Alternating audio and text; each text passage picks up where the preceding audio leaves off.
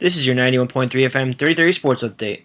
The Buffalo Bills announced yesterday Doug Whaley has been promoted to replace Buddy Nix as the 12th general manager in franchise history. Whaley becomes the 5th Bills GM in 12 years.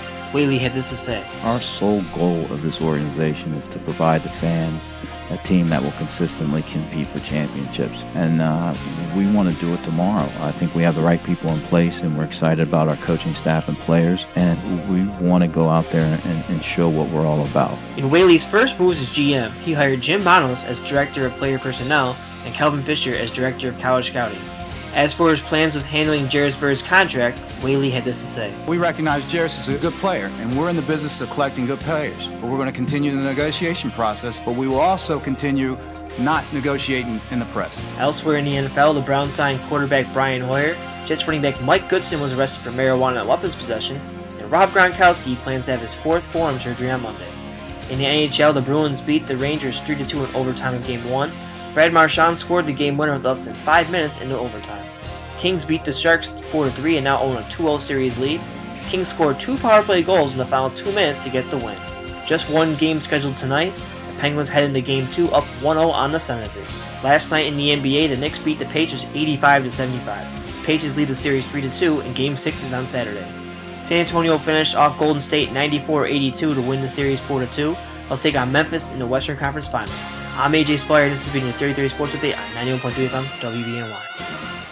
And now, the Sports Reporters Radio Show on WBNY. I think more than anything, that the two names that come to mind with Buddy Nix stepping down today, as far as how you'll remember his tenure, is Mario Williams and E.J. Manuel. I think how those two players turn out, Mario Williams was his biggest free agent signing, $100 million, and how that sort of turns out is in part how you'll remember Buddy Nix, and whether or not E.J. Manuel turns into a franchise quarterback. I think those two players, more than anything, will be how you remember Buddy Nix, several years from now during his tenure in Buffalo. We're live here at the Union on the Sports Reporters Radio Show. I'm the host, AJ Speier, alongside Aubrey Gibert. Aubrey Gibert and I are about to be graduating on Saturday. Really looking forward to that. But first, we have some important news we have to talk about today. The Bills stepping down from Buddy Nix, going to Doug Whaley. Pretty interesting discussion of how great of a job Buddy Nix did as the GM here. By the way, we have tickets to give away for the Hangover Part 3. If you want some, you can call into the number at 878-5104. That's right, 878-5104. If you want Hangover Part 3, shout out to our GM, Nick Stutzman, for hooking us up so we can give it away. But, back to the Doug Whaley point. And Buddy Nix. Buddy Nix in 2009, December 31st, 2009, became the official GM of the Buffalo Bills, inheriting a team with a lot of problems. They were a 6-10 team under Perry Fuel at the time. Obviously, Dick Duran had been fired previously. Alex Van Pelt had been the offensive coordinator. I'm not sure if you're aware of this, Aubrey. Nathaniel Hackett had been the offensive quality control coach. Let's look at the roster they had back in 2009, and then we can compare it to what we have right now. And that way you can really see the job that Buddy Nix has done since. He started out with 3 quarterbacks, Trent Edwards, Ryan Fitzpatrick, Brian Brom. If you remember, in 2010, Trent Edwards went in as a starter. 2 games later, he ended up being put on waivers, and the Jaguars picked him up. And the Bills ended up going with Ryan Fitzpatrick at quarterback, and I believe Brian Brom started at the end of the season. Fred Jackson was the starting running back. Marshawn Lynch ended up getting traded, I believe, 4 games into the season. They had Terrell Owens, they had Lee Evans, they had Josh Reed, Roscoe Parrish. Tight end was an issue. Sean Nelson, Derek Fine, Derek Schumann. Offensive line was still in shambles. I mean, you had Kirk Chambers at right tackle, Demetrius Bell at left tackle. Levitre and Wood were still getting used to the NFL. They had Jeff Hangartner at center. You look over at the defense, a lot of problems over there. You had 3 linebackers who aren't even on the team anymore. Keith Ellison, Paul Posluszny, Kawika Mitchell. You look at the defensive ends, you had Aaron Schobel, Chris Kelsey. Obviously, Schobel was on the way out, about to retire. And you obviously had Kyle Williams and Marcus Stroud. Also, John McCargo on the team. So he inherited a team with a lot of holes on it. And you look at what he's done since. I mean, obviously, a lot of people had question marks about the C.J. Spiller pick in 2010 draft. I mean, obviously, they had other needs. But you look at what C.J. Spiller brings to the table now. I'm not really as mad as I used to be about it. You look over at what he did, drafting Stephon Gilmore, drafting Marcel Darius. He identified some some huge holes on this team, I'd have to say. Yeah, I'd agree.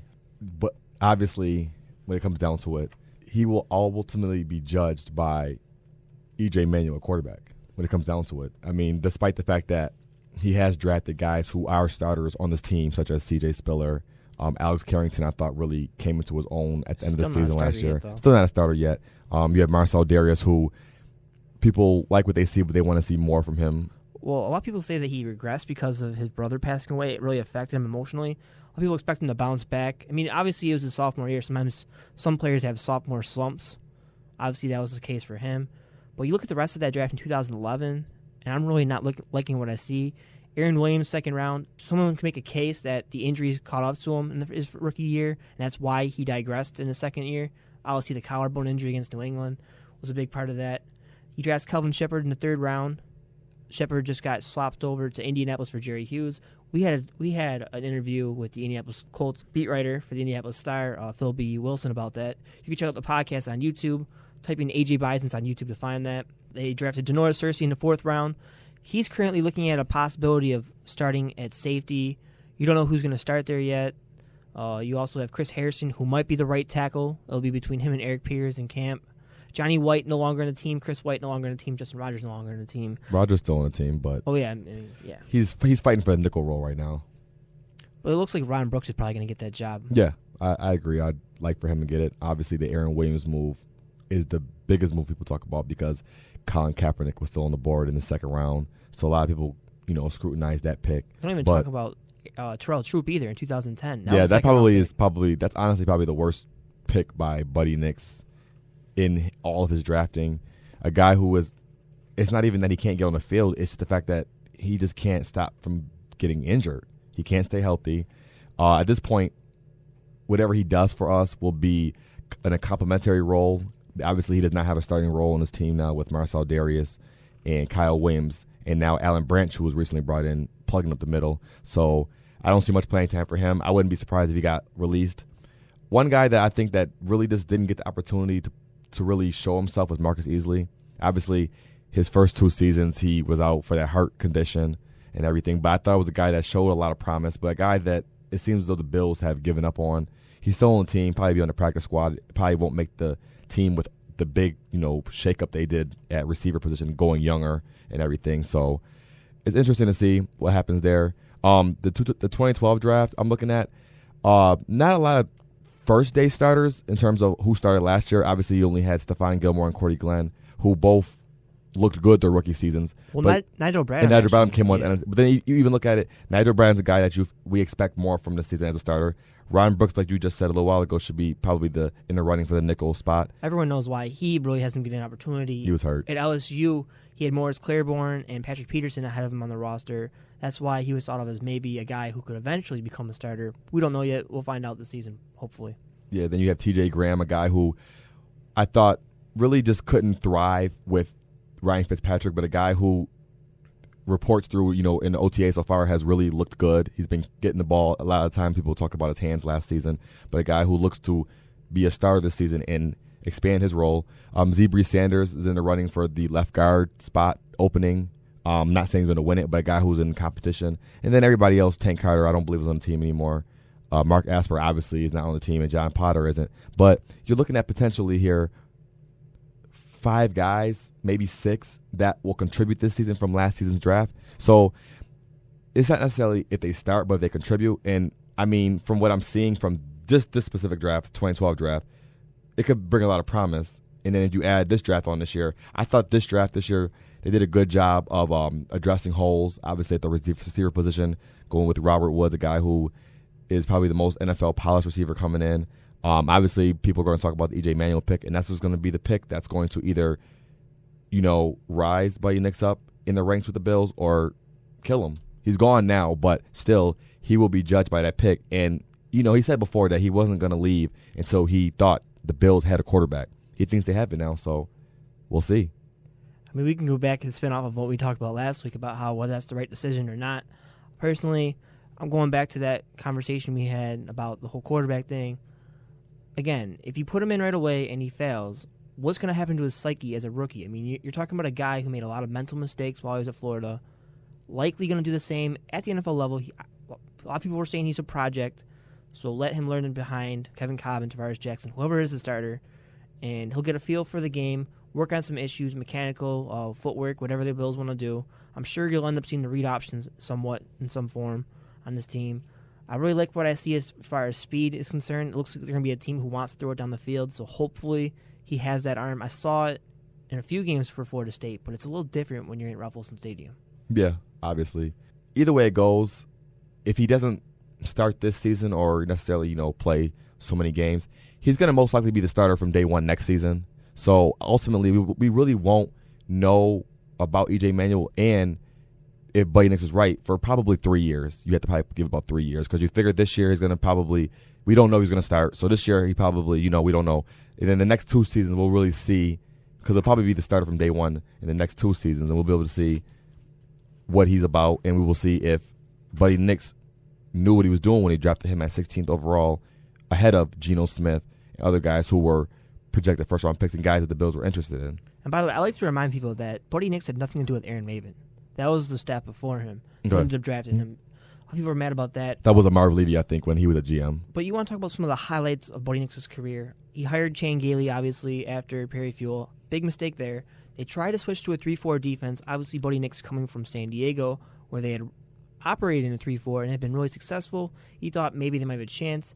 I don't think they hired the right coach in George Edwards to run the 3-4 because if you remember, he really didn't blitz a lot. Hardly ever. Which, if you know much about football, unless you're playing in a zone kind of defense, it's really not going to help you as far as coverage is concerned. And with the pistol offense, they didn't have the right quarterback. And I feel like the Bills really jumped ship when they saw Ryan Fitzpatrick start out 5-2 in the season. They gave him that huge contract. Yeah, they jumped the gun on that. Obviously, we haven't had success much in Buffalo in obviously 13 seasons, which we have not been to the playoffs. So when we started off 5-2, we jumped the gun. They were afraid that possibly he could have got the free agency and gotten away. And they didn't want a guy that they'd seen at least for those first 7 games to be taken away from them. So they jumped the gun on that one. They rid themselves of that. He's gone now. So, we could put that in the past now. And I think if you really look at the Bills roster, I've been looking at it, and I was really thinking, I haven't even talked to you about this, but I'll bring it up now, that honestly, they don't have a lot of holes, but it's a lot of youth right now. I think a lot of the holes that we were looking at, receiver, linebacker, I think they're not I'm not going to say they're definitely filled, but they have a lot of youth. Question marks. There's question marks in certain areas, but I think honestly, in terms of the defense, I don't see how they can do any worse than they did last season. They can only go up from last season. You got a new defensive coordinator, Mike Pettin, and the Jets who like the blitz. That's what I want to see is creativity. The interesting thing that I've noticed so far from OTAs as far as the practices have gone so far, they want to use a defense based on moving around Mario Williams. And he's going to be blitzing a lot of different looks, which means he's going to do a lot of different pass rushing moves. It reminds me a little bit of what the Miami Dolphins used to do with Jason Taylor. And he ended up being really successful having that kind of career. But you're looking at a guy who's making over $100 million. He really has to step up the season. And I feel with the new system that they have in place, he's going to be successful. He might get 12 sacks or more. I'm not sure. You never know what kind of injuries could always creep up to any of the players on the team. But you look over at Marcel Darius, you assume he's going to bounce back. You look at Kyle Williams. Hopefully, he had surgery on his other foot, and hopefully he'll be healthy for this season. You mentioned Allen Branch, so we have a little depth behind them now. Alex Carrington's also on the roster. So there's 4 good linemen to fill 3 spots, in my opinion at least. And you look over at the pass rush, you really don't know what to expect because obviously you know about Mario Williams. They have Manny Lawson. They have that Mark Anderson who they've ended up paying all that money to. You don't know what's going to happen there. You have 2 rookie linebackers inside. Or not rookie linebackers. You have 1 rookie linebacker and a guy who's in the second season. I don't know if it can get worse, but I'm not exactly thrilled. I don't think the Bills are going to become a top 10 defense this season. And you have a question mark at cornerback. You have a question mark at strong safety. It's still a lot of question marks, in my opinion. Well, I think when we talk about this, last season we thought that this defense could be a great defense based off of what we had on the defensive line when you have Marcel Darius, Kyle Williams, Mark Anderson, and Mario Williams. you had those same guys now. I think Doug Marrone said it best when he said before that if you're going to run a vanilla scheme, you better have better players on your team than another team does, because you can't keep running the same thing unless you have just superior players. And I think, honestly, I don't think they're going to be better based off of what they brought in, but simply because they have somebody that's going to be creative in their play calling. I mean, when you're just rushing your front four the whole game and you're playing zone, not even man coverage with your corners, it's easy to play a defense like that, especially when the front four is not getting to the quarterback. But now that you bring in Mike Pettin, a guy who's very creative with what he does, you're going to be moving Mario Williams around. It's going to make offenses think rather than last season when teams knew, hey, all you got to do is block the front four of the Bills, and we're going to destroy them in the secondary. And we had no linebackers that could stop the run defense. So I think we're not going to be a top 10 defense, but I can see us being a top 15 defense. And I think that's based off of the front seven, obviously, with those linebackers and those linemen. Can they stop the run, and can they get some pass rush? Because I think that Stephon Gilmore, his second season coming in, he had a good rookie season, I thought. McKelvin, not sure about him yet. We have Bird still, and then you still have Searcy. So there's a little bit of balance. There's two experienced players, and you have two that aren't as experienced. But ultimately, like you said, it's going to come down to the front seven. And I think with the new defensive coordinator in there, I think it's going to change up what people think about the Bills, and you're not going to be able to just do the same thing over and over. It might take 3/4 of the season to really get into that 3-4 with them going back and forth each season. But Mario Williams, he's played in 3-4 before for about 5 games before he got hurt, but he did have 5 sacks in those games. So I mean, I heard he doesn't like the outside linebacker position, but I think he likes the fact that he'll be able to move around and be able to not necessarily play with his hands down all the time. Mark Anderson, not too sure about him, what he's going to do. That's a big question mark, like you said. He might be a guy who ends up getting cut. I wouldn't be surprised because I don't think he really fits the 3-4 and what they're trying to do. But I mean, if he's healthy and he can get them a pass rush, I'll keep him. I really feel like if they had gotten an inside linebacker in free agency, like Carlos Dansby, who we really wanted, it would have really benefited this team because he's a guy who has experience in the 3-4. He can be a leader and point these guys in the right direction. You have 2 guys at the inside linebacker position, which is, quote, the quarterback of the defense, who really don't have much experience at the position. Wasn't Nigel Bradham an outside linebacker in the 4-3?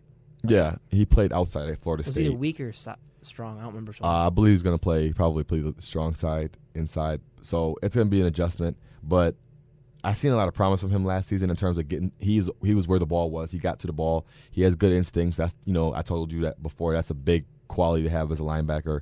But like you said, though, it's going to come down to those young linebackers. I'm hearing a lot of good things about Kiko Alonso. Just signed this week as well, so he'll be in training camp on time. So on the defensive side of the ball, we have a lot of youth. So, we'll see how they progress during the season.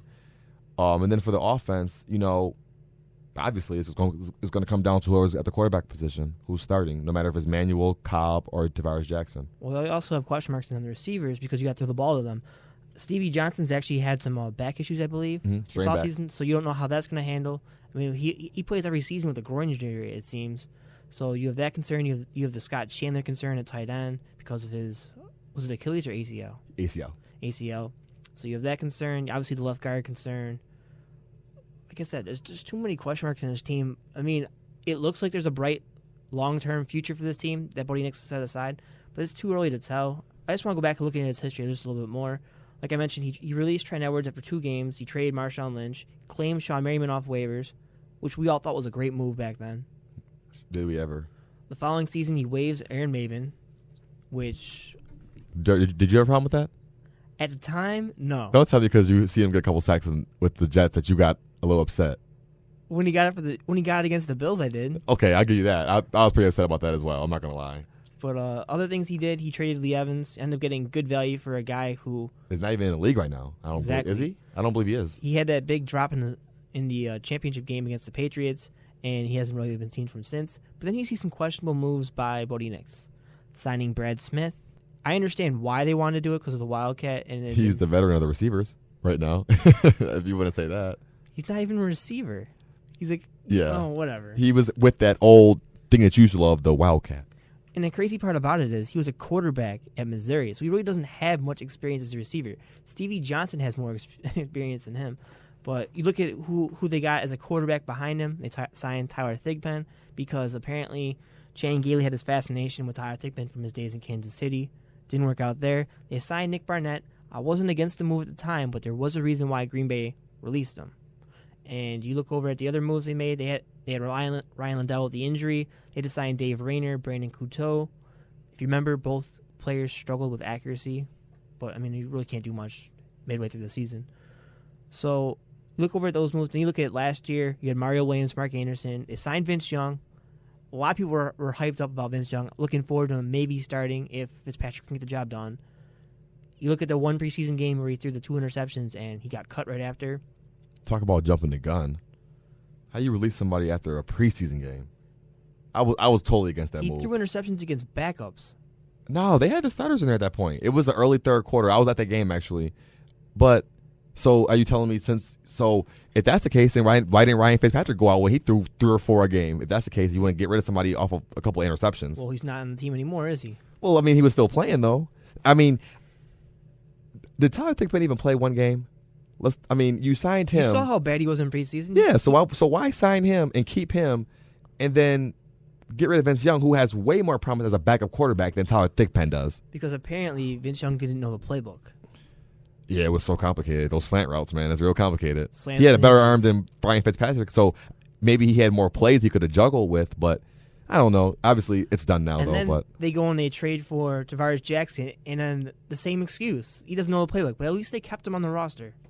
yeah, he held the clipboard the whole season. So you traded a draft pick for somebody that you couldn't put in because he didn't know the playbook. Just very questionable calls from Chan Gailey, and I'm just glad that I was actually for him to stay at least one more season, I was thinking. But after some of the moves he made towards the end of the season, he had to go. And I think Buddy Nix, everybody expected him to leave right after that. But I think, Nix knew that he was going to be gone after the draft. I think that was what the big key was. He wanted to get a quarterback in the draft and then go out in the sunset on his own terms. So, but can you agree, let me ask you this, can we agree that ultimately what Mario Williams and E.J. Manuel will do from here on out will pretty much determine Nick's fate as the GM of the Buffalo Bills? Yeah, and that's what we had in the opening. We were talking about James Walker from ESPN's AFC East blogger. He was quoted saying that about obviously Buddy Nix era. I mean, it's going to come down to that. It's going to come down to, can Mario Williams be that guy who produces 15 plus sacks? You pay him that kind of money, he has to get 15 plus sacks. He had 10.5 this past season, so No excuses this year. No wrist. how much room are you willing to give him, though? Because he's switching back to a 3-4 defense he's not really comfortable with. He signed on thinking that it was going to be a 4-3 defense. I think that a pass rusher, no matter what, should be able to still rush the passer no matter what the scheme is. Now, if they're telling you to drop back in coverage sometimes, then yeah, obviously you have to worry about that. But I don't think they're going to use Mario Williams in that role. Like you said, I'm seeing more of a Jason Taylor role, a guy who's going to simply rush the passer, try to contain the edge, but never a guy you're going to put out in coverage. So as long as you give him his role and he knows what he's going to have to do on every play, then I don't think it's a problem. I think if you start making him, play some coverage sometimes, stuff like that, that's where I think it can kind of get complicated, because then he has to worry about, covering and pass rushing. So I think he's going to be in a role where he's going to be simply just a pass rusher. I believe it's going to be the same for Mark Anderson. But I'm hearing that, he's pretty athletic, so he might be able to cover tight ends or something like that. But, I think they may lost him, like you said before, as a guy they're going to look to in terms of pass coverage. They were saying Kiko Alonso's pretty good in pass coverage. So I think Mario Williams' role is going to be simply to get after the passer. I think the real key about Mark Anderson is going to really come down to how he looks and how Jerry Hughes looks. Because Hughes, as we mentioned, was a guy who was behind Robert Mathis and Dwight Freeney. I know the guy we talked to back in May 3rd about what happened in Indianapolis wasn't really sold on him, but they were operating mostly a 4-3 the entire time when he was there. It was only the last season when he finally was able to start. He had 4 sacks. He mentioned 2 of them were pushed out of bounds, though. So Yeah. But he's a guy with a lot of speed, so you never know what you can get out of him. If I can get 2 guys like Manny Lawson and Jerry Hughes on this team who can cover tight ends and rush the passer, I'm definitely saying goodbye to Mark Anderson, even though it might be a cap casualty. Yeah, I think with the line, obviously at any position on this team, offense or defense, we're going to put them both together here. Linebacker is that big question mark in terms of we pretty much at this point know who the starters are, but it's going to be who is going to contribute when it comes to that pass rush. I mean, you got numbers. You got Mario Williams. You got Manny Lawson. You got Jerry Hughes. You got guys like that. But who is going to put themselves in front of the pack and lead them in the pass rush? It's got to be Mario Williams. It's got to be Mario Williams. But who's going to be that second guy? Is it going to be Mark Anderson? Is it going to be Jerry Hughes? Somebody has to step up. What we want is basically what the New York Giants have done with that 4-3 defense when they had Osi Umenyiora, Justin Tuck, and Justin Pierre-Paul. If we can get a rotation like that in there, it's going to be bad news for people like Tom Brady. Yeah. But I want to ask you one more question before we go to break, and it's going to be about the Bills' replacement for Buddy Nix, Doug Whaley. It's a black GM. Obviously, a lot of younger. Yeah, African Americans really haven't been given the opportunity lately, from what I've noticed. I believe Ray Orton was one of those guys who's been passed down. It took Leslie Frazier a while to get that head coaching job. What are your thoughts on the Bills going with an African American general manager? I'm for it. Not saying it because I'm African American, but just saying it as in terms of I looked at his resume and his credentials in the past, and he's been tutored by people in good organizations. He was in Pittsburgh with the Rooneys, a Class A organization that only the best people are that coach there. I mean, I think they've had like 3 or 4 coaches in the last like 40, 50 years there in Pittsburgh. So that's a team that prides themselves on making decisions. And then he was being groomed for years. Like we all knew it that he was going to become the GM. It was just when was Buddy Nix going to step down? But will it open opportunities up for more African Americans? Yeah, and I was going to say also as well. That's where I was going with this. Yeah, it's going to definitely open it up for other GMs, African Americans, not just GMs, but coaches and things like that.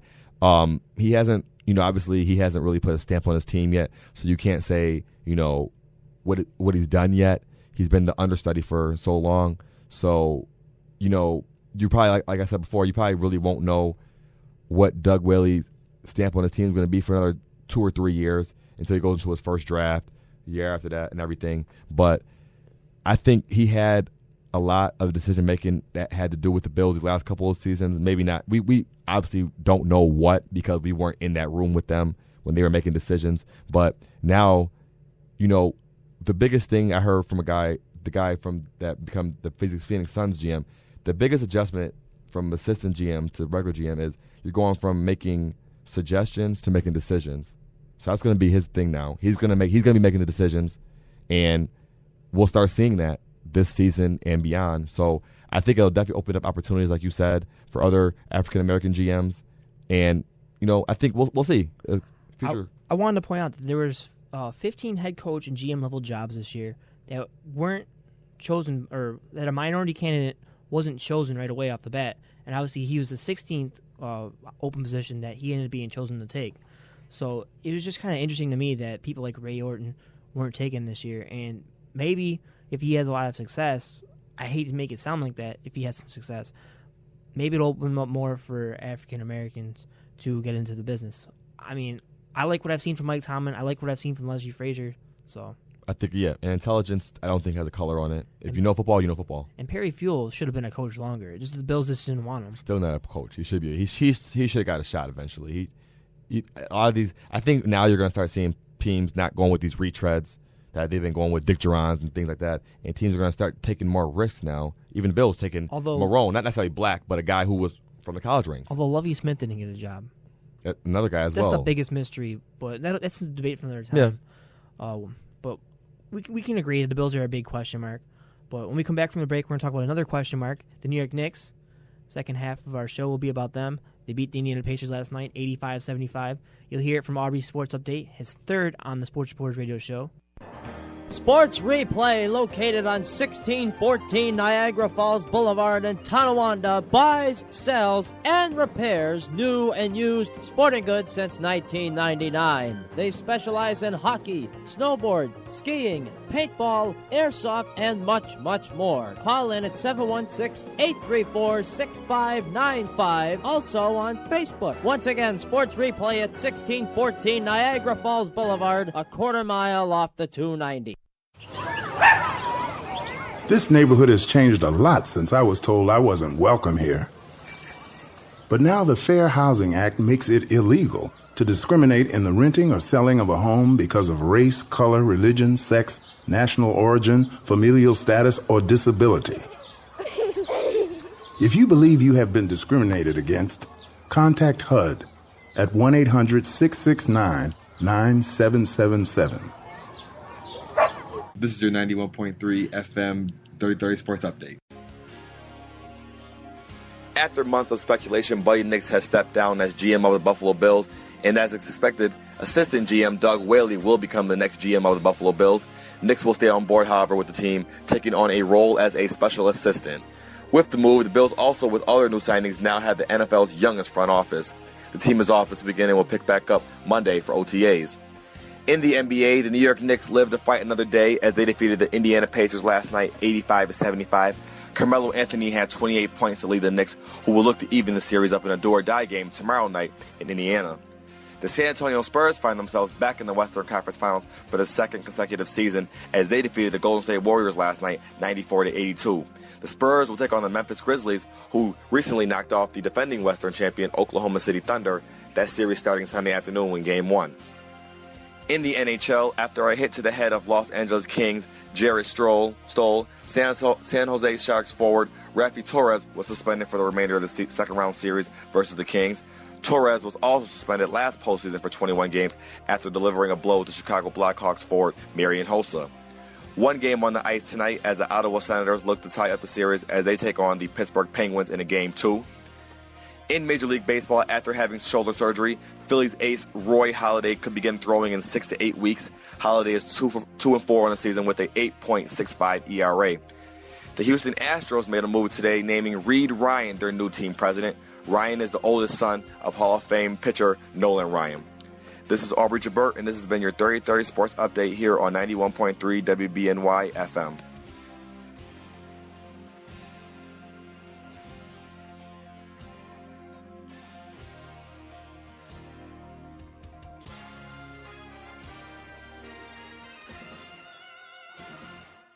And now, the Sports Reporters Radio Show on WBNY. JR 3 of 5. Working on Stevenson. Oh, what a shot by J.R. Smith. He pulls the Houdini right there. Here's a Prince feed. Felton finding Chandler. Chandler's down, holding his back, and that doesn't look good. Chandler is grimacing as he walks the other way in the New York Knicks timeout. Offensive rebound. Stevenson comes in, flying right into the defense of Tyson Chandler. And Kev, I'm going to tell you this. He tried to climb the ladder on Tyson Chandler, and he took the brunt of it.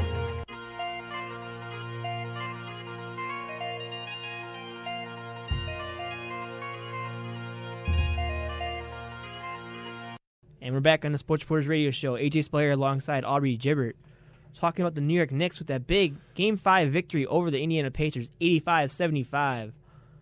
New York Knicks with some question marks going into this series, though. Tyson Chandler with a back injury. Also, from what I heard, some other injuries as well. Maybe the neck. Yeah. He took a big fall last night in that Game 5 win. Came down really bad on his back yesterday. Lance Stevenson also went down. He tried to climb the ladder, as Reggie Miller said. I think he really tried to showboat that, and I was a great hard fall by Tyson Chandler to really set the tone in last night's game. It wasn't even a game where I thought the Knicks dominated whatsoever. Just a game where they came out in the beginning hot. Carmelo came out, set the tone early, hitting a couple jump shots. I think what I've seen from this game that I didn't see from other games is they really look to push it off rebounds, push the tempo. I think that's what they're going to have to do. They cannot continue to run half-court sets versus Indiana defense because, one, they don't double team, so you're not going to get wide open three-point shots that you usually would get with double team with Carmelo Anthony. They're putting Paul George or Carmelo. He's not necessarily stopping Carmelo, but when you only have a one-on-one matchup, he can't look to other guys to get open shots if he's not getting double teamed. Well, Carmelo has his attitude where if it's an isolation situation and he looks like a good shot, he's not going to pass it up. Yeah, he's not going to pass it up. And then you have Roy Hibbert down low. That's been the big key. The Knicks have not been able to drive. The key's always been trying to get him in foul trouble. It was a couple questionable calls yesterday. They made some calls for him against him that they did not make in games before. So it is making the officiating kind of iffy because the calls that they were given that the Knicks got last night, they weren't getting before. So you don't know what's going to happen in Game 6, but both teams are pretty banged up. George Hill for the Indiana Pacers, I guess it was apparent that, even the team didn't even know he wasn't going to play until a couple hours before the game. Yeah, DJ Augustine didn't even know until he got to New York that he was going to be the starter. Yeah, he struggled. He had 0 assists. You're in trouble if your point guard has 0 assists. But I would check up the reason why the Knicks were so successful in this game. They had 30 fouls, but you look at what Indiana did at the line. They shot 57.6% from the free throw line. They missed 14 free throws on 33 attempts. I mean, that's basically the key there. I mean, the Knicks won by 10. And then you look over the turnovers, obviously without George Hill. You mentioned his replacement had 0 assists. They had 19 turnovers as a team. You can't win many games when you can't make free throws and you turn the ball over 19 times. Yeah. Same formula the Knicks won in Game 2. I think Indiana had 21 turnovers in that game. But I'm going to tell you, Mike Woodson, I hope you're listening. He's not. He's not. But could somebody please go to New York and tell him this? Because I've been praying for this. Finally, we see Chris Copeland. Free Copeland. Finally. And you see what he does. It's instant offense. Instant. He's not on he's on the floor to stretch the court, but he's making his shots. Well, I think he's making them. Why is he not playing? He's been battling an injury, and if you remember Game 1 against Boston, he really came out, I want to say kind of scared in that game. I mean, he's a rookie. What do you expect? Yeah, it was his first game, and I think that's why Woodson didn't have the confidence to go to him until he absolutely had to against Indiana. And obviously, I mean, Indiana hadn't prepared to face Copeland, so he was able to get those 3-pointers. Obviously, he had 3 big ones in this. 3 huge ones. And it pulls David West out of the paint. But another thing that Woodson did that I really liked, he kept Stoudemire on the bench, and he kept Jason Kidd on the bench. Both guys, in my opinion, have been guys who have hurt the team chemistry this year. I know Kidd's been a guy who can facilitate, but I feel like Prigioni can do the same job. You don't need to have both of them on the court at the same time. So. Yeah, Jason Kidd's been in a slump. I mean, he hasn't scored in the whole series. He missed, last 2 games, missed 2 layups. That shows you where his confidence is right now. I think that's the biggest thing with him is his confidence right now. I wish I had the clip of it in Game 5. He had a chance where it looked like he was going to go into the hoop, and the arena was waiting for it. They were about to go buzzing, and all of a sudden it just popped out. Yeah, they've been looking for him for the last couple of games. He's good on defense, but otherwise you're not going to get much from him on offense, like Reggie Miller said. He's on the court for intangibles, and whatever he does scoring-wise is extra. I like what I seen from Raymond Felton yesterday, really being aggressive. And Jack, that's one of your guys that you really like. I like him as well. He's a big key to this team. He stepped up, got into the paint, hit a couple jump shots, pushed the tempo. Well, the big difference in this game, obviously you mentioned George Hill with the concussion. We don't know if he's going to be back for Game 6. But when you look over at this Indiana Pacers team, they really struggle with the post-entry pass because they really don't have a guy who can facilitate. They tried Lance Stevenson. They tried DJ Augustine. It just wasn't the same going against Raymond Felton. And without Hill, Felton was able to go back to the pick and roll, and it really worked against this team. Yeah, because you look at a guy like George Hill, a 6'4" guy, a big guy. I think Augustine is like 6 foot. So you're talking about a big height difference there. He's not as big as Hill, and Hill can score. I think he had 26 points in Game 4. Yeah. So he's shown up me because I've come out and said that he is not as good as people think he is, but he's really stepped his game up. I think he's not necessarily a top echelon point guard, but he's a guy that can get you a bucket, can get you an assist, he can push the tempo. I think he's really excelled in this series. I think he's gotten the better of Raymond Felton. Raymond Felton's really a liability on defense, in my opinion. He hasn't really stepped up. He has at certain times, but really, But if you look at it, though, coming into the series, I had the Knicks winning the series, and they still can win the series. They can win Game 6 and come back and win Game 7. The biggest issue isn't even the defense; it's the offense. They can't score enough points. I mean, if you give up 80 points, 75 points, that should be good enough to win. Especially if you have a guy like Carmelo Anthony and J.R. Smith. Is he back now? What do you think? It looked like he was in the first quarter when he hit those 2 shots, but he's just so inconsistent. It's been better than it has been recently, so maybe he'll get to a better point. But the Knicks have just struggled in recent years against Indiana in Indiana's arena, so you don't know what to expect going into this game. But I think with the pressure kind of really off the Knicks at this point now, because not many people really expect them to win, I feel like that they can go in there and possibly pull an upset out over Indiana, come back to New York, and maybe even win that game as well. I'm going to say at least go 7 games to New York. I'm not willing to say that Indiana rolls over and plays dead the next 2 games, but I'll say this, if the Knicks win tomorrow night, they're going to win the series. You'd think. They're going to go back to New York. But if George Hill plays Game 7, It doesn't matter. They're going to win the series. I don't care if he plays or he doesn't play. If they can get this back to Game 7, all the pressure, first of all, is on Indiana because they were up 3-1. The Knicks are back at home, and they have all the momentum. That's a 2-game winning streak. There's another key stat in this game. The Knicks 35-10 in terms of bench points. One of the keys that we noticed without George Hill in his lineup, DJ Augustine had to come off the bench. They really don't have much scoring, and surprisingly, Tyler Hansbrough was held scoreless in this game coming off the bench. Obviously, Hibbert, George, West, those have been the really big guys in this series so far. You mentioned George Hill, but obviously he wasn't there. Stevenson didn't show up either in this game, so I think if the Knicks can get some of their key players in foul trouble early in games, I feel like that's going to be the strategy for the Knicks. Drive into the lane, see if you can get Hibbert, Paul George, David West to foul them, and if they have like 2 or 3 fouls early on, maybe the Knicks start to build that lead early on in the first or second quarter. Yeah, I think the key is going to be rebounding, which has been the key for every single game, and running offensive sets and not just having Carmelo Anthony ISO. I liked towards at the end of the fourth quarter how he ISO'd and got George into foul trouble because then that really took away George's aggressiveness on defense. He's looked good as well though on the offensive end. I think he's having to play both ways, having to check Carmelo Anthony. But the biggest key that I think is, I think you mentioned it before. Woodson he made an adjustment, not a huge adjustment, but he didn't just double team down on Roy Hibbert and David West as much as he has in the first 4 games. I think that's really what's been hurting the Knicks because they've been double teaming and that's been giving guys wide open shots and they're making their shots. Indiana's not a team that's known to hit 3-point shots, but if you're open and you're in the NBA, you're expected to hit that open shot. And I think that's really gotten other people involved in the game that you don't want to be able to get involved. You don't want Lance Stevenson getting involved in the game.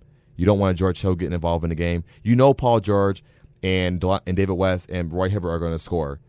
But I think you can beat them as long as those 3. If you get George Hill going and you get DJ Augustine going from 3-point land, that's where you have that big trouble where everybody's involved. I would rather let Tyson Chandler play Roy Hibbert 1-on-1. He hasn't had a double-digit game, except I think for Game 3 was the only game he had. I think Game 3 was the only game he had a double-digit game. He did have 2 big blocks in this game, though. But, Roy Hibbert, let's face it, he's abused Tyson Chandler this entire series. Yeah, he has.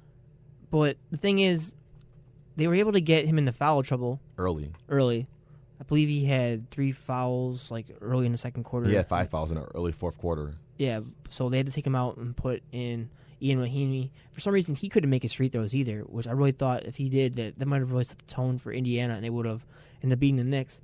But as I mentioned, the Knicks bench scoring is going to be really crucial for this team.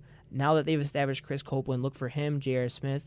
That'll really help J.R. Smith out because whenever Carmelo's not on the floor, it looks like the teams are really focusing on J.R. Smith, and he's really getting tough shots. You put another shooter out there who can make 3-pointers. Maybe even Novak gets involved now going forward. Yeah, not understanding why he's not playing, but he can't play defense. Yeah. Okay, so Chris Copeland can't either. That's my biggest thing when it comes to Copeland. When Copeland Woodson can rebound, when Woodson says he doesn't play defense. Okay, every guy that plays on the Knicks doesn't play great defense. I'm gonna come on and say right now, Carmelo Anthony doesn't play great defense, but he plays why? No, because he's Novak doesn't play any defense.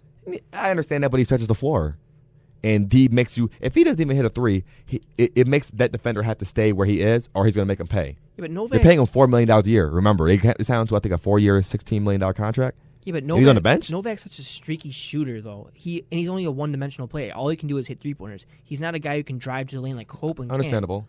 So I understand why they want to put Copeland in over him. I'm still waiting for Quentin Richardson. I'm waiting for Marcus Camby to make it on the court. court. Another guy who they signed this season and hasn't been honestly a no-show.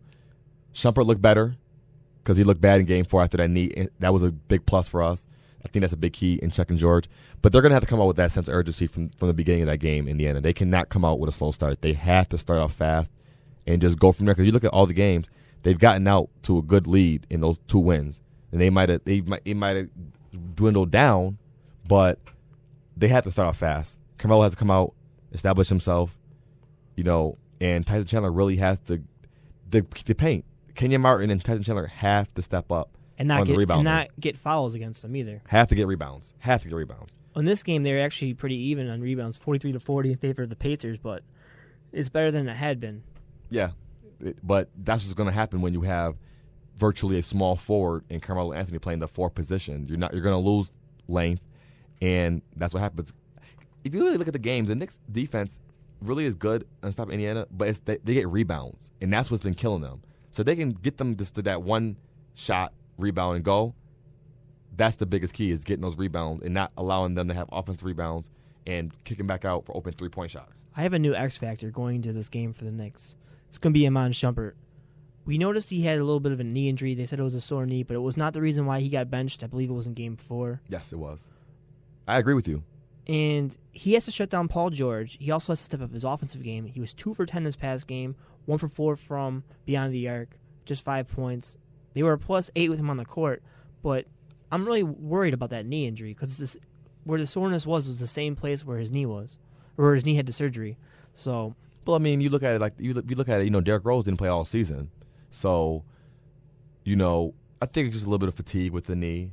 It kind of sucks because this is really where he started playing really good. So it's like a horrible timing. I came on here last week and said that he's really upped his game, but he's X factor. But the guy that I think has to have a good game from him to win.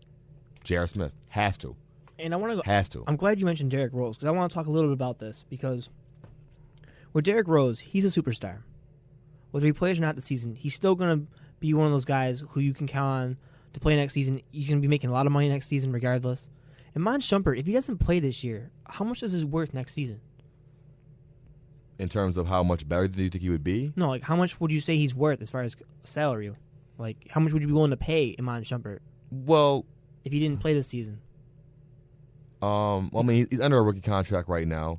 Exactly. That's why I feel like he felt like he had to play this season, and that's why he's able to push on it. Yeah, I think he's a guy that is worth $4 to $5. I would say $4 to $8 million range, $4 to $5 million, range a year. I think he's worth 4 or 5 because he's a great defender, he's a slasher, and his offensive game has improved. You have to remember this is only his second season, and not even his second season because he was out. So really, he's really played a season and a half, maybe. So, and he's really imprinted himself on this team. He's the bigger guy on the Knicks tape. The Garden loves him for his defense because they're bringing back that old traditional defensive style team. He's a guy that is, I think, if he wasn't playing right now, I'm not sure they're still playing tomorrow, or even got out of the first round because the defense he played on Paul Pierce. I mean, he couldn't even dribble the ball. I'm not sure if they even got past the first round without Iman Shumpert. That's how crucial I think he is to this team. Yeah, I mean, I agree with you, but when you're talking about both of them coming back from the injury, though, you're talking about a role player versus a superstar. Oh, yeah, definitely. Who has a lot of expectations on him. And if he came back to the Chicago Bulls, what would you expect from Derrick Rose immediately? Greatness. I commend Rose for not coming back. Because he'd be a shell of himself. He wouldn't be the same player. If he the biggest thing with these ACL injuries, people don't realize, it's not physical, it's mental. He has to trust it's getting over that mental hurdle of, can I do the same thing I did before on this knee? Even when Shumpert came back, he wasn't 100% confident. Yeah, he wasn't as confident in his knee even coming back. So, like, with a guy like Derrick Rose, who's, like you said, is way more of a crucial player and a superstar to a city where he grew up in, he's looking at the future, not looking at this season. I think if he was come back, it would have been probably before the playoffs started. After that, no way you come back. No way. Even if they advanced to the Eastern Conference Finals, then maybe you got a chance to win. You beat the Miami Heat, you got a chance to win an NBA championship. Go for it. But he would have threw off the chemistry, I believe, with that team. They were really playing. They played the whole season without him. So Nate Robinson was playing good. This is a team that, and then you look at it too. They didn't even have Luol Deng, and they got one game from Miami. And every game was down to the wire. Or Kirk Hinrich. I think if Luol Deng, Kirk Hinrich play, that series goes 6 at least. They at least win one of those games at home. At least one of them. So, I think next season we're going to, Rose obviously be back. I believe Luol Deng's a free agent, and they can still amnesty Carlos Boozer. They want to get another max contract player into Chicago over there. But when you look over at Derrick Rose, I mean, it's a great decision for him just to stay out. I mean, he's a point guard. Look at all the things he has to go through. He has to distribute. He has to drive through the lane. And that's something that you don't really see as much from Iman Shumpert. He's one of those guys who can dunk occasionally on the fast break. He can hit those corner three-pointers. But mostly he just plays defense. And, I mean, there's a little bit of concern there having to backpedal. But when you look over at Derrick Rose, it's a much different style of game that he plays than Iman Shumpert. And I'm getting tired of these stupid comparisons. Well, Amon Shumpert's playing, so why isn't Derrick Rose? Everybody is different. And the way, like you said, the way that Derrick Rose plays, if he was a point guard where he doesn't drive, he just, he comes up, pulls up, like a Curry that pulls up, not a guy who necessarily drives, then okay. But you're talking about a guy who makes his living off of getting to the basket. And how else are you going to get to the basket without your knee? Exactly. Everything he does is predicated off that knee. I commend him for not coming back. I never judged him for not coming back. I will never judge another grown man when I never had the injury myself. And especially for him, a guy who's a franchise player and a guy who does what he does, there's no way you bring him back if he's not 100% sure with the way he plays. He would not be effective, and it would just be hurting him. And you know who the perfect example of why you don't come back too early is? Amari Stoudemire. Yeah. And he doesn't even do as much activity as Derrick Rose does, and he got hurt. So imagine if Rose would have had one little spill, and then what happens? Now he's out for a whole another season because you wanted to bring him back this season? I'm surprised you don't see more of those kind of injuries inside the paint, at least, because I mean you're going up for rebounds. There's always a possibility you're gonna land on somebody's foot and always get hurt that way. I'm surprised there's not more rolled ankles or knee injuries that way. But yeah, I mean I understand why Derrick Rose did it. I'm not mad at him. This isn't their year. Their year's coming up in the future. They have a great plan ahead of them. I mean, they have Joakim Noah. They have Taj Gibson. They have him, obviously. Don't know what's going to happen with Richard Hamilton, if he's going to come back or not. Now, speaking of that real quick. Now, I talked to you about how I didn't know why he was playing. And then did he not come in Game 4 and 5 and drop 15+? Yep. So, I love Tom Tibb. Great coach. Why in the earth, like Chris Copeland, why on earth were these guys not playing earlier in the series? They just didn't have confidence in them. And Rip Hamilton was a starter last season, though. What happened from last season to this season that he wasn't even? It's different. Playing at all? Not playing at all. Hey, do you agree with that? Not at all. I don't agree with him not playing at all. But I mean, you look at what they have over there. I mean, Jimmy Butler ended up taking over at shooting guard because he's a better defender. I love Jimmy Butler. But Marco Bellinelli over Rip Hamilton? I don't know about that. Rip Hamilton can hit the outside shot. He's honestly the same thing as Ray Allen, a guy who comes off the screen to hit shots. You think about it. What's the difference? And even in that series, Rip was exposing Ray Allen. It was to the point where they had to bring Dwayne Wade back in the game because he was posting and toasting him. Well, we knew last year that Ray Allen couldn't play defense anymore. And they brought Dwayne Wade back in, but I think that's the key. I think honestly, at the end of the day, I don't see anybody beating Miami. But it depends on Dwayne Wade's knee. That's the biggest key. If he looks like he did in that fourth quarter, nobody's beating them. I don't know about that. I think if the Knicks find a way to beat the Pacers, I think it's a better message. It would be interesting. They're a team who ended up winning the series 3-1 against Miami during the regular season. They ended up beating by 20 points the first two games. Obviously, it's a much different team now, both of them. I think if you're Miami too, you don't want to play the Knicks. You want to play the Pacers because Indiana can't score. You don't want to go against Carmelo Anthony. You don't want to go against J.R. Smith. You don't want to go against those guys because and with them, I think it's a better matchup for us because it's not those big guys down low. The rebounding is going to be. You look at it, they're really the same team. Both play LeBron and Carmelo both play the 4 position. Chris Bosh is a 5. He brings you out of the paint. I wouldn't say the same team because Chris Bosh is not the same defender that Tyson Chandler is. But he's a better offensive player than Tyson Chandler, so it kind of balances itself out. And then the Knicks have Amari Stoudemire, who hopefully. You think he's going to keep getting this 10 to 15 minute role, or is it going to really expand maybe to 20, 25 going forward? No, I don't see it going past 15, 25 after because when Woodson did that before, you see what happened. Then you want to go over to the West real quick. Who you got coming out the West? You got the Spurs and the Grizzlies. Well, I want to talk about this. I want to talk about the Spurs matchup with the Warriors first. Okay, go ahead. Because that was one of those situations where Stephen Curry had to play through the ankle injury, and I really feel like he was a different player after Game 4, and that's why San Antonio was able to take over that series. Tony Parker really struggled in Game 6. Yeah, but they made plays down the stretch like a veteran team does. I just want to say real quick, this Golden State team is not going nowhere. It's not going anywhere. That team is young and talented.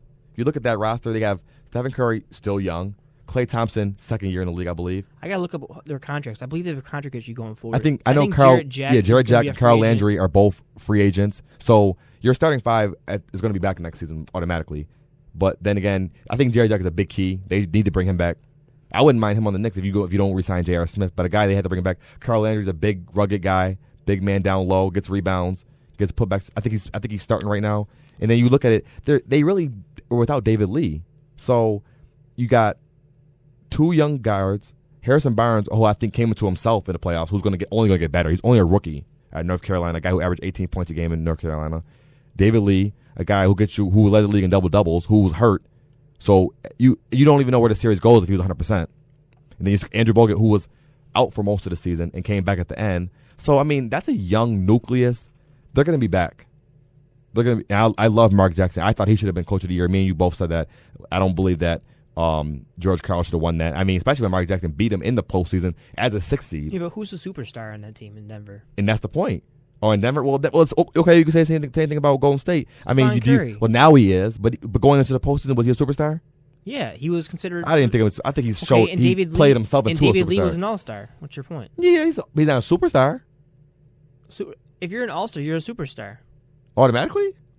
I think so. So is Andre Iguodala a superstar? He made the All-Star game. There was no other options in. Well, I think the thing with Denver is they're just a team that likes to beat you with their athleticism, and every time it comes to the postseason time, you have to eventually the game's going to slow down. You're not going to be able to just run up and down the court on everybody. They had a good team, but let's be honest, nobody expected them to go far. I didn't expect them to go far. So but the Spurs came out with I had them winning in 6 actually, so I looked good on that one at least. I had the Knicks winning in 6, so the other one is kind of. But I really like this Grizzlies team. I think Memphis is going to win just from the fact of what you saw in that series against Golden State. Andrew Bogut had a great series against San Antonio, and now they're going up against Marcus Gasol and Zebo. Andrew Bogut, like Stephen A. Smith said, who are you taking? Andrew Bogut or Marcus Gasol? And Marcus Gasol can hit the 15-foot jump shot, so he's going to pull Tim Duncan out of the lane or whoever's checking him. Well, the thing with Andrew Bogut is he hasn't been the same player since that elbow injury, and you see it on free throws. That's why he has such a low free throw percentage.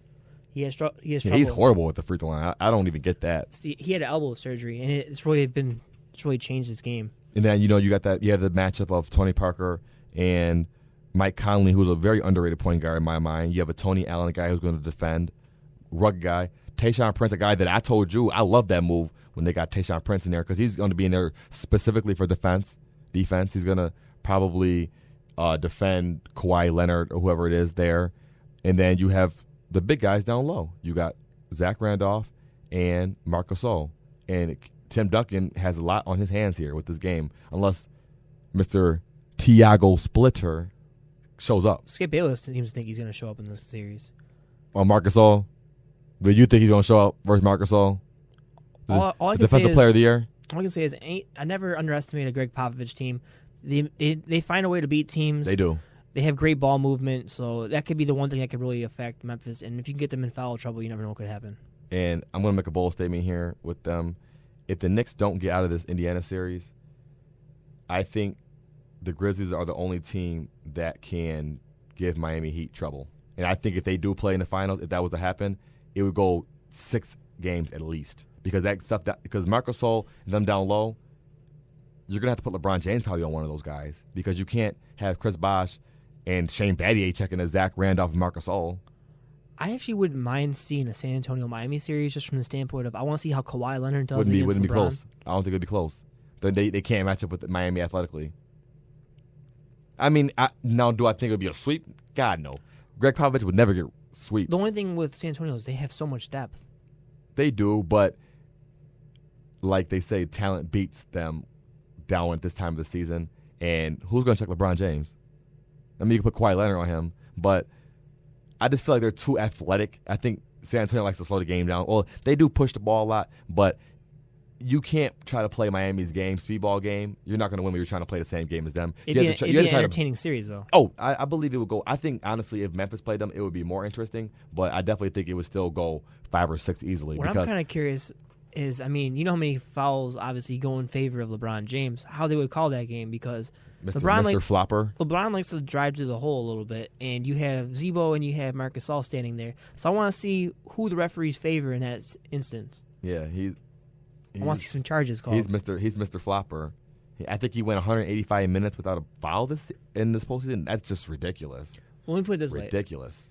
No matter who wins, Memphis and San Antonio, I will have a guest from one of those cities on our show because I've had them both. I've had them on in the past. So.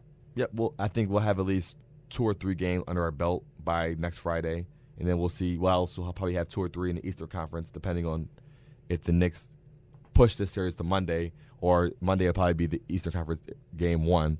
So we'll see. Last Friday, you made a bold prediction saying the Knicks were going to win Game 3. I mean, I'm what am I 2 for 3 right now? Because I had them beating Boston in Game 6 the series before. I had San Antonio in 6. Yeah, we were both right on Boston. That was surprising because, I mean, no one would have thought it would be 3-0 Knicks, and then all of a sudden they have to win in Game 6 in order to make it to the next round. Yeah. But, yeah, we were right on that. But I didn't make a prediction last week, and I'm glad I didn't. I'll make one this week. Whatever you want me to do. Yeah, I want you to make one. What you want to do? Western Conference or Eastern Conference? No, we're gonna make it on the Knicks-Pacers. Who wins and how many in what game? I don't think they pull it off. I really don't. I'm saying Pacers in 7. I think the Pacers are gonna win tomorrow. I really do. I think everything is pushing towards the Knicks because they have a little confidence, but I don't go with my heart. I go with my gut, and my gut's telling me Indiana's gonna get it done. What if there's no George Hill? If they don't have George Hill, that does change the dynamic. I have him playing tomorrow, but if he doesn't play, I think the Knicks win it. If he doesn't play tomorrow, I think the Knicks definitely have a better chance. But they're gonna have to make shots. You can't guard Raymond Felton, and that's been the real big difference. When Hill plays in the game, Felton can't get going. Yeah.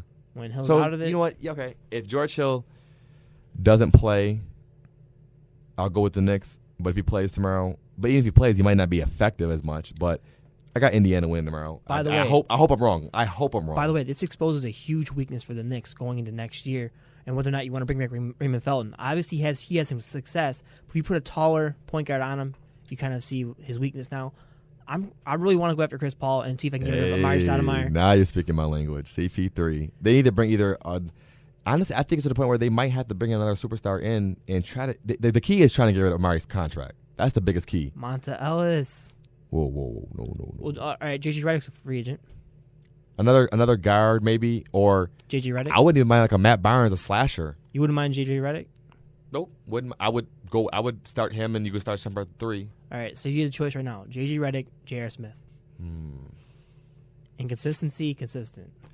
So are you looking for JR to come off? Are you looking for J.J. Redick to come off the bench? Yeah. If you want him in a 6-man role, I'm gonna go with JR because he can do more.